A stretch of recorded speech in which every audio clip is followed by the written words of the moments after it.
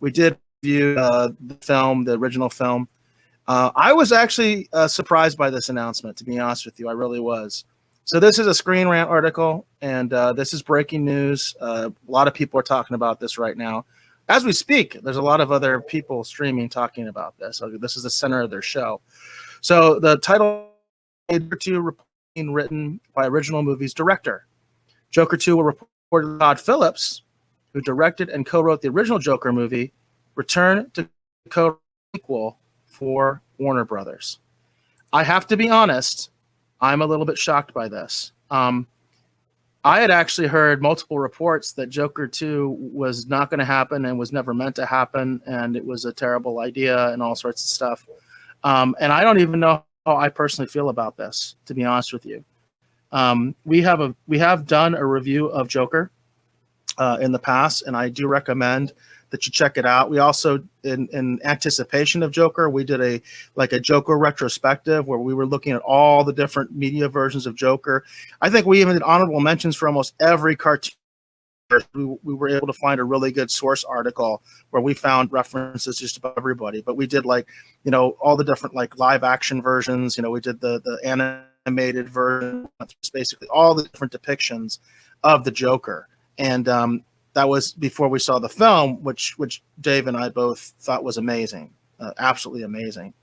But one of the things that we brought up in that review, and Dave, actually, you were adamant about this, I felt at the time, was that is this Joker really fit in, with Batman at all? I remember the way you put it, Dave, is it's almost like if Batman is fighting this Joker, it's almost like he's just beating up, he's beating mentally ill man, basically. He's just beating up pathetic lunatic. It's so I don't know how I feel about this. I kind of thought that Joker was supposed to be a standalone thing, a character study, if you will, kind of its own thing and kind of a neat thing and a special thing, which I think it is.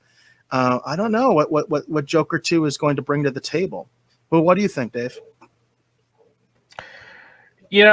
I'll still hold out to my comment. I mean, until we see a trailer and we get a better context for what it is that they intend to do, in a Joker 2, I will still hold on to the fact that if they were to introduce a Batman character into this Joker's universe, that's what it is. You're going to have a multimillionaire with a bunch of, high tech gear beating up a mental patient. So I don't know that I want to watch that movie, and it should be a fairly short movie. The Joker's out running around and Batman shows up and, probably breaks a couple of his bones and smashes in his face, and then the movie ends. It probably lasts about 30 minutes. So I also want to mention one of the special things about Joker, okay? And I remember, even when my brother came in after seeing it, he'd watched it by himself. He'd gone to the theater and watched it, and he had some issues with it. And he was talking to me about some of his issues. And the thing that I told him, and I tell this to so many people because I feel that this is why the movie is so special, is whatever you might have an issue with, you can question whether that actually happened or not.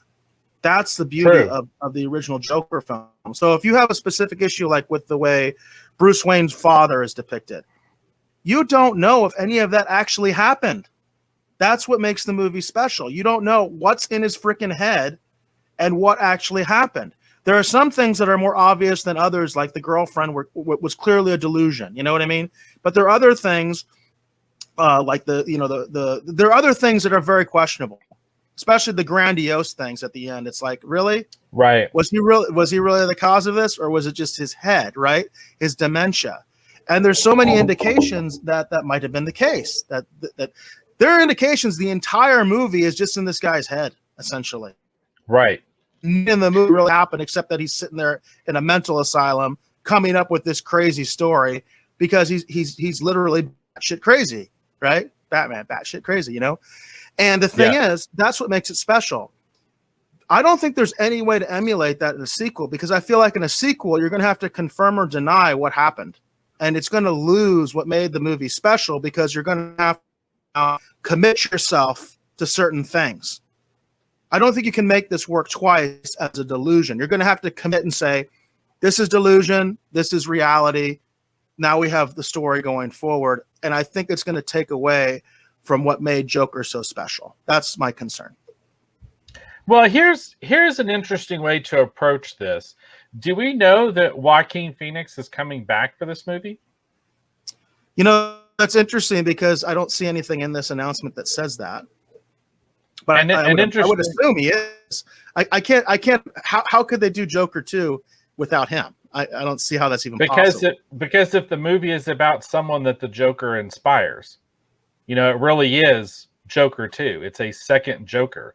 I've talked about before in comics, they've now done that miniseries. We were talking about it in the lead up to the original film. The 3 Jokers. They could do 3 Joker movies and actually focus on 3 completely different people who take inspiration from the Joker. And maybe none of them are the Joker that we think of in terms of the comics, So it really depends upon how they're going to approach the material, But if they do that, like if it's someone who's inspired by the Joaquin Phoenix Joker and has a completely different journey and is coming from a completely different place, and it's again sort of this, interesting, character piece and study into the concept of the one bad day, scenario, but in a different set of circumstances through a different lens. That could be a really interesting and compelling film as much as the original one was. But if it's Joaquin Phoenix coming back to be the Joker again, like you said, Eric, it diminishes, in my mind anyway, until I see something from it, it diminishes the first one's sort of special nature, because it's sort of like, it's like making Taxi Driver 2. Taxi Driver 2, in a sense, isn't that just, like another Punisher movie? Like, or better yet, here's a better comparison. Isn't that just like making another Death Wish movie? And then, don't you kind of see the seams by the time you get to Death Wish 4? Like, shouldn't you have just stopped at Death Wish 1, right? Like, so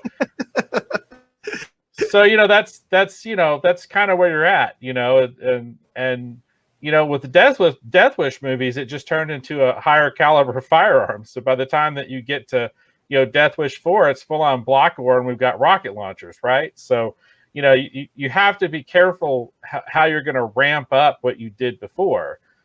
So like I said, if this film is to take the concept of the Joker and have someone inspired by what he did, because we see the throngs of people, what if all of a sudden we see Joaquin Phoenix on top of the cop car, right? And then the camera pans around and we focus in on one particular individual in the back, and we follow that person from that moment on, and it really is Joker 2, then that would be an interesting idea. So I think it's an interesting idea, but it's still fundamentally that I have with it, which is now you've committed to that actually happened.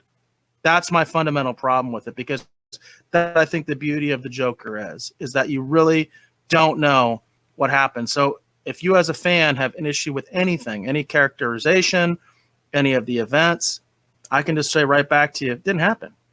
It's all up to your interpretation, because you have no idea what was reality and what was not. And the second you the second you commit to anything, you lose that. You definitely lose that. And now you're committed, and now you're basically alienating half the fandom that thought that was a stupid idea to begin with and didn't like that.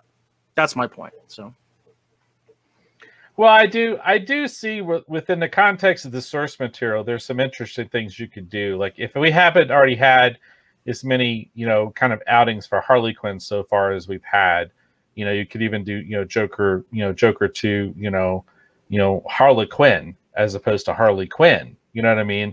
And introduce that concept within this universe. Like, how would that be portrayed in this universe? There's a lot of places they could go with this material depending upon how they want to approach it. But I personally do agree with you, Eric, that the more that they confirm, or set in concrete, certain events from the last film, it does diminish the first one a little bit in my mind. And then secondly, like I said, if we're just going to follow Joaquin Phoenix's character again, it just gets into this weird nebulous thing where it's like, well, how, I don't know if I want to see Taxi Driver 2. Right. Yeah, I totally agree. I definitely have concerns. I definitely have concerns about this film. So, we'll see, because we do not know at this point which way they're going, how they're going to interpret the character or reinvent the character, if that's what they're going to do. We don't. The article says this is all supposed to be standalone. It's not supposed to be part of the DCEU or whatever you want to call it, the DC's version of the MCU. But then again, it could. You never know. You know what I mean? They could end up somehow tying this into the Flash and the whole multiverse concept or something like that as well. Wow. So we don't know any of that stuff at this point. See, that's what I'm talking about. That right there, that is Death Wish 4. That's what you just said. You can't. As much as I love Charles Bronson, as much as I will tell you that the original Death Wish film is a classic in my mind, Death Wish 4 is not a high watermark in cinema. Now I feel like we have to review Death Wish 4 in a future retrospective, because I don't think I've ever seen it. So we're like, is it really that bad?